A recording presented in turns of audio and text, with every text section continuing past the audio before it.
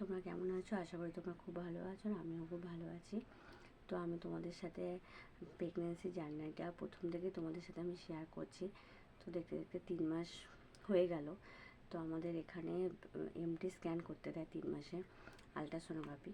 তো আলট্রাসোনোগ্রাফির আমি করিয়েছি এই 2 দিন আগে। তো রিপোর্টটা কী এসেছে তোমাদের সাথে আমি শেয়ার করব। তো এটা হলো আমার রিপোর্ট। তো রিপোর্টে হাই রিস্ক, লো রিস্ক লেখা থাকে। তো যাদের লো রিস্ক থাকে তাদের প্রেগনেন্সি কন্টিনিউ করা যায়, আর যাদের হাই রিস্ক লেখা থাকে তাদের তো কন্টিনিউ করা যায় না। তো আমার রিপোর্ট সবই ভালো এসেছে, সবেতেই লো রিস্ক লেখা আছে। তোমরা দেখতে পাচ্ছ কি আমি জানি না, বাট আমার ক্যামেরাটা ঠিকঠাক করে ভালো না, এই জন্য স্পষ্ট দেখা যাচ্ছে না। লো রিস্ক লেখা আছে। আর তার সাথে একটা ইয়ে করতে দিয়েছিলো ব্লাড টেস্ট। তো ব্লাড টেস্টটাও খুব ভালো এসেছে, কোনো সমস্যা নেই, সব কিছুই ঠিকঠাক আছে।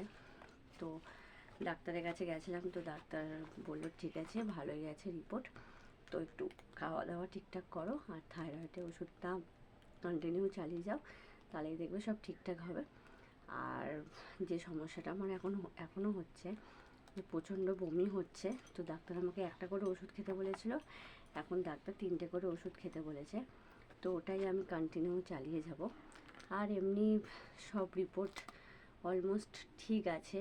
তো আশা করি তোমাদের ভালোবাসায় আমার প্রেগনেন্সি জার্নিটা ভালোই যাবে। তো রিপোর্টটা পেয়ে আমি খুব খুশি, ডাক্তারকে দেখিয়ে খুব খুশি। তো যাই হোক, এইটুকুই তোমাদের সাথে শেয়ার করলাম।